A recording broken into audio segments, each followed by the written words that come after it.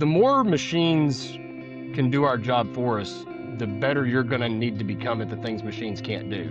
And that's caring about people. That's well said, Garrett. And honestly, I think that everyone in the industry, for the most part, has access to the same solutions, the same tools, the same education, the same credentials. The differentiator, who's on the bus, right? What are the resources that you've invested in the people on your team that can actually execute it in a competent way, execute it in a thoughtful way. And I think that not only do clients recognize that, but they appreciate that. That leads to a referral culture, and it leads to essentially, client experience that people are comfortable with. So, hello, welcome to the Advisor Advocates Podcast. I am Garrett Lale, and today with me is James Costable again of ICG Next up in New Jersey. Good to see you, James. Yeah, I appreciate it, Garrett. Good to see you and good to talk to you. So, today we brought with us Deb Pica. Deb's been with us since 2015, and she is our client concierge. And Deb has been, I'll tell you, Deb is probably one of our many assets that we have here at the firm. And while she doesn't work with clients directly in an advisory role, she is oftentimes not only the face and the voice of the firm. And so, she'll talk to you a little bit about her role today, but for us, it's a lot about the experience, right? I think that, and Garrett, you and I have got this over time. Advisors nowadays in firms like ours, we need to be competent, right? That's why clients hire us, right? We need to have credentials. We need to be educated. We need to be knowledgeable. But I think there's another part of it that clients are starting to expect, and I think what they deserve, and that is to be cared about, right? In maybe a sense of the word that sometimes the industry doesn't think about. And I can tell you, Deb personifies that to a T. Not only in how she acts here at ICG, but as a wife, a mom, a grandma, all that kind of stuff. So we're happy to have her on today to talk about what she does here at the firm, and we appreciate you letting us do that. Deb, James is to James's point there. I'm really curious to kind of get us started off here. He just used a phrase: the clients deserve to be cared for, and I think it's an interesting selection of words there, I suppose, because client service is something that's certainly talked about a lot by probably every firm. No firm is ever going to say we don't care about our clients. That's sort of table stakes. But when you, in your job and in your role with ICG, what does caring for the client look like as opposed to just client service? Well, I come from a hospitality background, so I'm very passionate about client service. And to me, caring for the client is making them feel seen, making them feel like they matter. That's really extremely important to me, that when I'm sitting down with them and I'm chatting with them, that they feel, at home, that they feel comfortable. We all go into an office and we go into a doctor's office or, a lawyer's office, and who feels comfortable? It's kind of feel, you kind of feel like you're out of place or just awkward or nervous. And I won't accept that. I want them to feel like they matter and that they're seen. And that's really all of us. That's really what we all want at the end of the day. So tell me a little bit about the jump from hospitality to financial services. That's that's an interesting leap to make. Not that it's never been done before, but it was I see a lot of I've seen a lot of people come from other sales roles to financial services. I've seen a lot of people come from like an engineering background or an accounting background, something that's really you're used to numbers. I don't see a ton of people make the leap from hospitality I to have to be financial honest, I services. was very nervous to make that leap, to go to come from a hospitality background and then go to the corporate setting. I had my doubts, but ICG Next and we go back a bit. I used to work at the Mom at the Racetrack as a banquet waitress, just to give you a little bit of my background, for over 20 years. And that is how I got to meet the managing partners and the staff here. Every summer, ICG Next hosts a client appreciation event at the racetrack. And I must have worked about 10 of those events as a banquet waitress, and I loved it. So then one summer, one of the managing partners, he came up to me and said, we have a job opening, and I was wondering if you'd be interested in interviewing for the position. And my first instinct was, I said, I have to be honest, I don't know anything about computers. I don't know anything about technology. And I have to tell you that he had said something to me that stayed with me all these years later. He said, "What we're looking for, we can't teach. Everything else can be taught."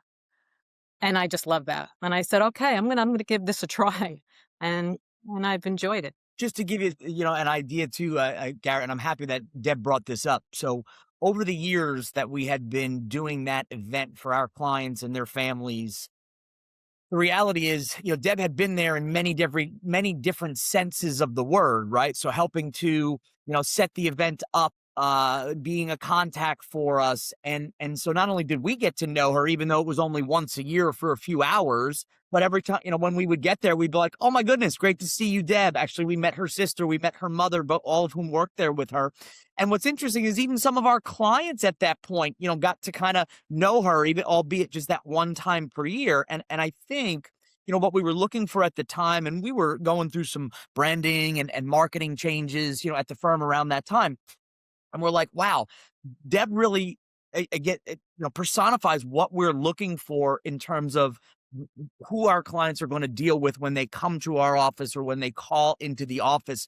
And that had nothing to do with her background. It had nothing to do with her credentials. It had everything to do with her personality and who we found her to be as a person. And so that's why right off the bat, we found her to be a right fit for that role. And yeah, there was a lot of other stuff that we were able to train her on, right? Whether it was our CRM or Excel or what have you. But for that particular role, we said, hey, those are ancillary items. The most important thing that we want is someone who is going to actually be able to connect with clients. And to her point earlier, make them feel at home, make them feel comfortable, make them feel that, hey, this is a place that they can, that they can be comfortable. Yeah, and to your point there, uh, this could be said, I'm sure, about a lot of different types of traits. But when you think about, financial advisor or the staff with the financial services firm, or the entire picture there, there's a lot of things that you can teach. You can't teach care.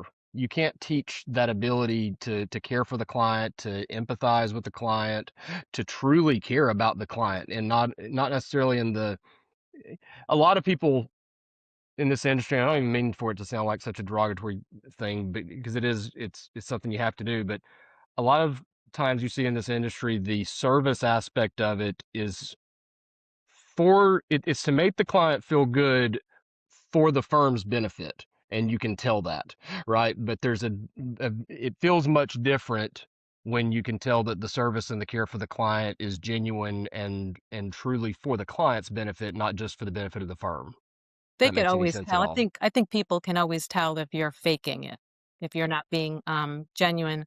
I think that the partners had a vision, and they put a lot of thought into how they wanted their clients to feel from the very moment they walked into the office. And as the person to be the first impression and the person to set the tone on behalf of the firm, I'm very honored to be that person. And, coming from my hospitality background, it was very natural for me to come out from behind my desk when a client comes in for a meeting, and I enjoy just sitting and chatting with them and getting to know, just getting a little glimpse into their life, and letting and making sure that they feel comfortable, because really at the end of the day, in my opinion, there's only three things that matter, and that's your health, your family, and your finance. So, what we're doing here matters, and it matters to the clients and it matters to us. It sounds like you've taken on a bigger role in planning client events. How did that evolve over time? Yeah, so over the years, I think with a lot of positions in life, your role expands, and mine did over time. I've been with the firm for almost 11 years, and so now it encompasses marketing, which I really enjoy. I actually took that in college, so I also do client gifting, which is another way the firm shows their clients that we're thinking of them for any special occasions or any special milestones that may come up in the client's lifetime.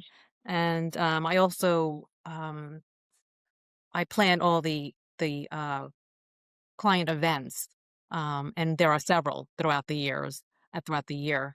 And that's just another way that the firm shows their appreciation, and shows that we value and we appreciate that the clients place their trust and confidence in us. James, I've gotten to know ICG very well and gotten to know you very well over the last, year or so.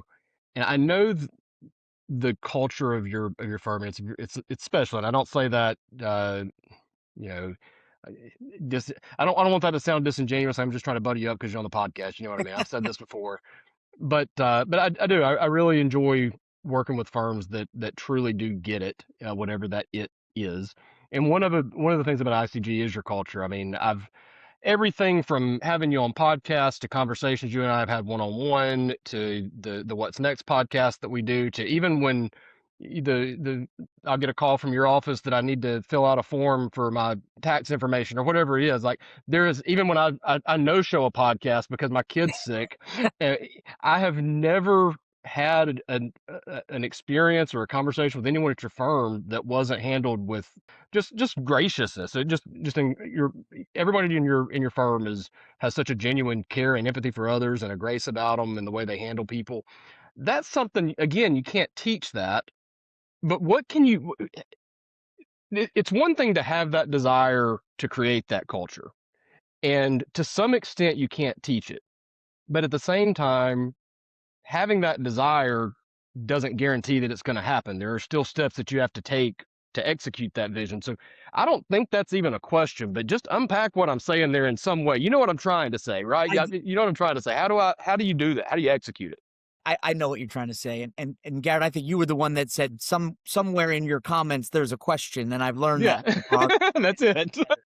I Most remember most you of my saying, questions are just most of my questions are monologues that you have to decipher what I really mean. But listen, at the end of the day, for us, number one, it's a huge work in progress, right? So it's decades and decades and decades of the people of this firm, some of whom who have been here from the very beginning, some of whom who came midway, some of whom have just come on board. But it's about getting the right people on the bus, right? I had a manager early in my career who used to talk about that. Is like you have to have the right people on your bus if you're intending to get where you want to go. And I think one of the things that the people that we've invited onto the bus have always had in common is that we do operate with this graciousness, right? And we recognize that our clients, them being here is a privilege for us, right? There's a tremendous amount of choice in this industry, and choosing an advisory firm, choosing an advisor is a choice that they have to make. They shouldn't take it lightly. And so it's on us to prove to them why they should be here. And by the way, we're not the only great firm out there. There are many, many, many great firms out there, right? We are just one of many, but in our quest to kind of do our small part for the clients that we do have the luxury of having here, it's about, again, putting the pieces in place. And so when I think about the expansion of Deb's role, it was only natural, right? When she started to interact with our clients on the phone, when she started to interact with them in our lobby, you started to see how her role could expand into, okay, how in what other ways can we demonstrate to our clients that we care about them, that we're thinking about them, and that we're on this journey with them. And so, small things. Again, we're not the only firms that do this, but making sure that we address their birthdays, making sure that we address milestones and anniversaries or college graduations for their kids. All of these little things that, sure, it's on our minds because we do consider them kind of part of this family that we have here in our office. And the events that we do, Deb curates them perfectly, right? And to a T. Couple of them are larger scale, designed to be multi-generational, invite the children and the grandchildren, etc. Many of them are designed to be a bit smaller and geared towards, we had an amazing candle event last month, geared towards Women's Month. And then some of them are geared to be more educational, right? So throughout COVID, we started doing these educational webinars, that we got a lot of traction with, and Deb and one of the other members of the firm kind of set that up. So I see Deb's progression in our company was very natural for her. And I think that she is a prime example of someone not only on our bus, but in the role that she is great at, right? And a role that she enjoys doing. And I think that's a lot of the key to the limited success that we've had is just putting the right people in the roles that suit them. Uh, Garrett, to your point, I really wanted to stress because I think this is important. As honored as I am to be that first impression and to set the standard for client service, I work with an extraordinary group of people. They have the same work ethic, they have the same high standards, and they all give 110% of themselves. I'm just so honored to be part of that team. And I really feel that collectively, it's just the team that makes ICG Next so unique. Yeah, and it is rare. I agree with Jane's statement, though. You're not the only firm out there, and I don't mean to make it sound like just because you're on the show, you're the only solution for anybody. That being said, it is rare that I come across a team with that strong of a culture, in the sense that it really is everyone working together in a complementary way for the greater good. I don't think I've talked to anyone at your firm. I don't mean to make this as a universal statement, but everybody has you don't seem like the type of firm that says, okay, we're going to go pick somebody for this one role that we need, as much as it is you get people on the bus and then you kind of learn how to best use them. It's almost like a reverse engineering in a way. It's not like you write the job description and then go try to find the person to fill it. You seem to find the right person and then write the job description around that. Yeah, I don't think I could have written the job description for most of the people at our firm in the way that they're currently doing it. When I think of some of the key people that are here right now, I think of, and listen, I'm going to leave a lot of names out right now, but I think of Deb. I certainly think of Sandy Laspina, our COO. I think of two of our most senior client service managers, Kelly Bullard and Jessica Bonavento. There is not a description that you can give that will actually quantify not only what they do on a day-to-day basis, but the impact that they have on the clients' lives. And I've often said that what goes on behind the scenes at a lot of financial firms, I don't even know that clients really get a glimpse of how much support we as the advisors have that allows us to actually do what we do for them. And we do try to bring that to the forefront and help clients understand. To Deb's point, huge team effort, so many cogs in this wheel that make it go around. But I think you're right, Garrett. I think that over time, right, things evolve, the world evolves, and people's roles evolve. But it always comes down to, yeah, finding people that have that similar work ethic. I have a famous saying with some of my employees, which is, listen, work is work, right? At the end of the day, most of us, we all have to work, right? And I would argue that none of us necessarily want to work, right? But we all have to. And so when we're here, we should make the best of it, right? We should be in a role that we actually enjoy and that we come to work enthused. There's going to be really bad days, really good days. And I think having an environment of people that you enjoy being around, both professionally and personally, and I think being in a role that you enjoy what you do, again, notwithstanding those bad or frustrating days, is important. And for me, I do see a lot of our people that look at this more as a career. They look at it as part of their identity, part of their life. And I think they're proud to do what they do. And so, from our perspective, again, being competent advisors, caring about the work that you're doing, but also having a degree of pride in the work that you're putting out. I think those are traits that we look for regardless of the role. Doesn't matter what role you're serving here, we look for that. And I think that's part of the reason why, although our firm has grown fairly exponentially over the past couple of years, to be quite frank with you, we've passed up on a lot of growth, right? Because it just wasn't a right fit for us, whether it was, the individual or the geography or whatever it may be. So our growth has definitely been a little bit more deliberate.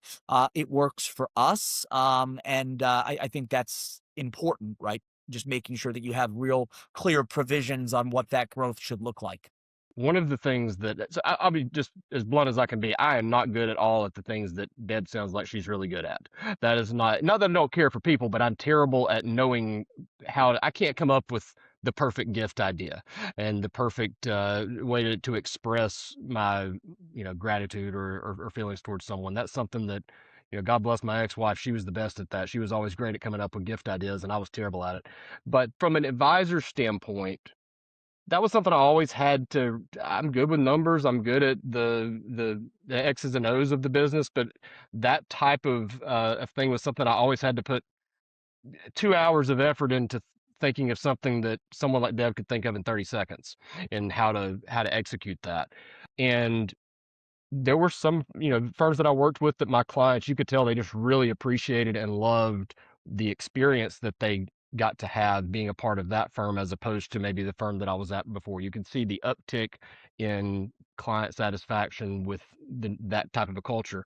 So the question that I was eventually going to get to there is maybe for either one of you, how have you been able to see Deb's role correlate to client satisfaction, client retention, overall client experience? Is there a way you can quantify that to be able to say, okay, before Deb, we were, 50% client satisfaction. Now we're at 90, ever how you would say it. But is there a way to quantify how you've seen that shift over time as a result of the effort that Deb puts in? I'll give you an answer first, and then I'll see what Deb thinks. But you know, I don't know that you can quantify it in actual numbers. I mean, listen, as a firm, we've polled our client satisfaction. We obviously see our retention numbers, and we're proud of the fact that those are pretty high.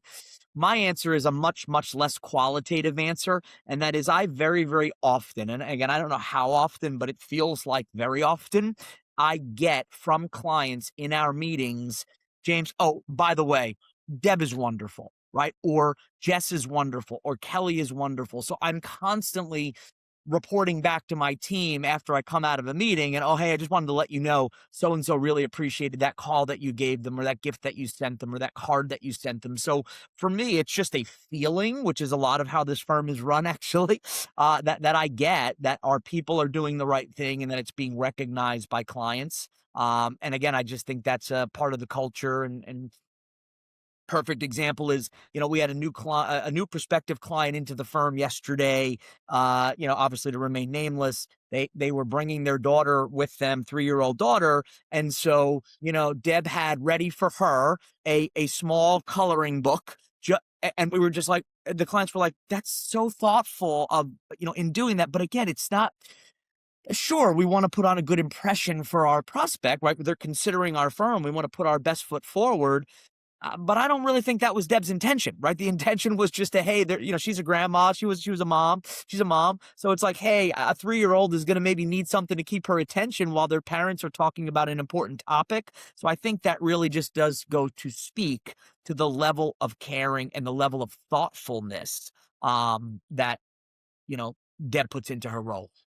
Yeah, and that's the perfect example, right? I would never in a million years think of that. And as soon as I hear it, it's brilliant. I mean, it's like, yes, why would I not think of that? That's the most brilliant idea I've ever heard, but I would never think of it on my own. And you can tell James is a advisor advocates veteran because he answered that question absolutely perfectly, even though I asked it horribly. He knew exactly where I was trying to go with it. So sometimes I get to just edit my questions out entirely and just let the final recording will just be him talking. But that was the perfect answer because I wasn't really looking for the quantifiable. It's the thing you can't describe, right? But you know it when you see it, kind of deal. Well, yeah, and Garrett, I think another thing that might quantify it, if you will, is when we do the client surveys. When the clients will hit the button to have to give a response on how they feel about the firm, and they almost always mention the team. They don't just say James or Dan or any of the advisors. They almost always say, and the team is wonderful to work with. And I think that is what speaks volume. You could tell that that's what matters. Yeah, I did an episode on this maybe over a year and a half ago, but the point of that episode was that as technology continues to evolve, I think the human element's going to start to become the key differentiator in financial services. You're not winning clients because you have the best financial planning software anymore, or that you have the best portfolio management process, or even because you have the most alphabet soup beside your advisors' names over time, right? Everybody has that. Those are not key differentiators. And saying we put the client first is not a key differentiator either, because everybody says that, right? The ability to actually execute that, the ability to actually create that type of culture is, I think, already, I think it's already a key differentiator. And I think if you fast forward 10, 15, 20 years, it may be the ultimate differentiator in success versus failure as a firm, because the more machines can do our job for us, the better you're going to need to become at the things machines can't do. And that's caring about people. That's well said, Garrett. And honestly, I think that's what's interesting about that is well before we met. This is going back decades, right? I think the reality is, at the firm, we've constantly talked about the fact that, let's face it, everyone in the industry, for the most part, has access to the same solutions, the same tools, the same education, the same credentials. The differentiator goes back to what I was talking about earlier. Who's on the bus, right? What are the resources that you've invested in the people on your team that can actually execute it in a competent way, execute it in a thoughtful way. And I think that not only do clients, recognize that, but they appreciate that. That leads to a referral culture, and it leads to essentially, a client experience that people are comfortable with. So I agree there. And it's true from on both sides of the coin also. On the one hand, from a firm looking at adding clients, it's somewhat commoditized in the sense that we all have the access to the same solutions. But also for a firm trying to attract advisor talent, I've learned that that's very commoditized as well. If there are certain things that are table stakes in on that side of the industry, you're not going to be successful. I don't care how good your culture is. If you're paying 30% payouts to independent advisors, you're going to get crushed in the recruiting world, right? There's certain things you have to have. But at the same time, I think the key differentiator that advisors are looking for the most that's very hard to quantify is that culture. You can talk about having a good culture, but actually having it is, I think that's one of the most important things advisors are looking for. I know for a fact that an advisor would take an 85% payout with the right firm and the right culture before they would take an 88% payout with the wrong one. That last 3% is just not that important to offset the cultural impact. So being able to create that is a big thing for on the advisor side as well. I think some of our most successful advisors that have joined our firm over time, have looked and said, okay, can this particular firm offer us the platform and the structure that we need to serve our clients well? That's a given, by the way, and payout is included in that. Tools, solutions, you name it, investment product, all that stuff. But are they also able to offer me that abstract, you know, thing that I'm looking for, whether that's camaraderie or collaboration or, all of those things that you just, you really can't quantify. And I think is a big part of having advisors feel comfortable in the environment that they come into. And again, in our little neck of the woods, in our little niche that we operate in, I've heard from a lot of advisors that, they're not getting that from their broker dealer. They're not getting that from their OSJ. And that's what's leading them to look at other firms. And of course, oftentimes, we like to come into the mix where it makes sense for us to have a conversation. For advisors out there who are interested in learning more about ICG, if you'd like to have a conversation with James and the rest of the folks of his team there, I would be happy to introduce you. If you want to send me an email to Garrett@theadvisoradvocates.com or give me a call 919-561-2436. James and I are both totally fine as well. If you want to circumvent me out of the process and call James directly, you're welcome to reach out to him and his team. James, how can advisors reach out to you if they would like to learn a little bit more about ICG? Yeah, we always welcome any phone calls. So 732-359-3838, or all of our information is on our website, icgnext.com.